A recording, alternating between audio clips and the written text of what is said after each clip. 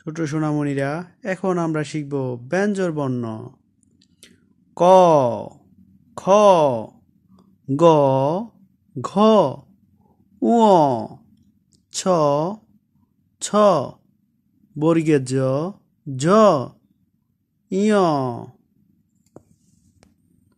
বর্গের জ, ঝ, ইয়, ট, ঠ, ড, ঢ, মূর্ধন্য, ত, থ, দ, দ, দন্তান্ন,